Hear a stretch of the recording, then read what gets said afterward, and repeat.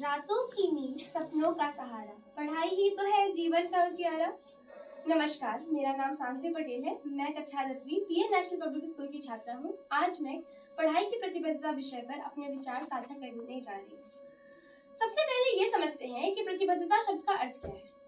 प्रतिबद्धता शब्द का अर्थ है किसी कार्य, उद्देश्य या जिम्मेदारी के प्रति सच्ची लगन, निष्ठा और दृढ़ निश्चय रखना। प्रतिबद्धता वह संकल्प है जो कहता है परिस्थितियां कैसी भी हों, मैं अपने लक्ष्य से नहीं हटूंगी।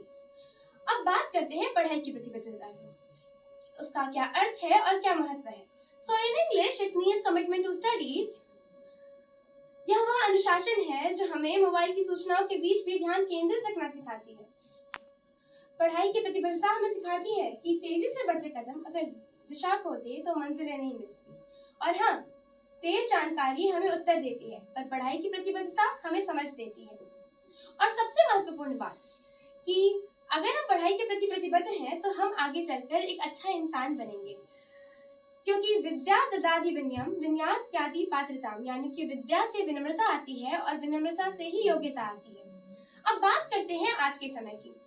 आज का युग है सूचना का महासागर। एक क्लिक में हमें हर सवाल का जवाब मिल जाता है।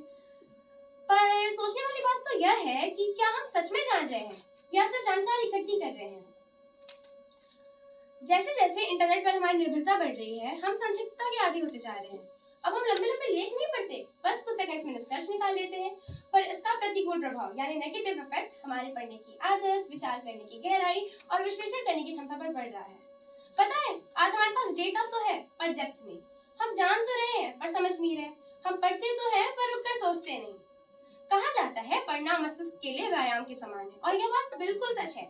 जैसे अगर हमें अपने शरीर को स्वस्थ रखना है तो हमें व्यायाम करने की आवश्यकता है, वैसे ही अगर हमें अपने मन को एकाग्र, रचनात्मक, विचारशील रखना है तो पढ़ना बहुत जरूरी है, और प्रतिदिन पढ़ना बहुत जरूरी है।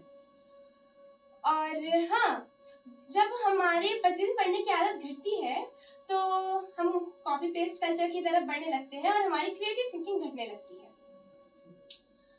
अंत में बस यही बोलना चाहूंगी कि गूगल जवाब दे सकता है पर समझ इंसान को ही आती है। और अब मैं तुलसीदास जी के एक दोहे के साथ अपनी वाणी को विराम देना चाहूंगी, जो कुछ इस प्रकार है। करत करत अभ्यास के जड़मति होत जान, करत करत अभ्यास के जड़मति होत जान, रसरी आवत जाते सिल पर परत निशान। अर्थात निरंतर प्रयास करने से तो मूर्ख व्यक्ति भी ज्ञानी बन जाता है, ठीक वैसे ही जैसे बार बार रस्सी के आने जाने से कठोर पत्थर पर भी निशान पड़ जाते हैं। अब इस दोहे से हमें क्या सीखने को मिलता है ये समझ लेते हैं। तो इस दोहे से हमें सीखने को मिलता है कि सफलता निरंतर प्रयास और अभ्यास से हासिल की जा सकती है, चाहे उसे हासिल करने का रास्ता कितना भी कठिन क्यों न हो। धन्यवाद।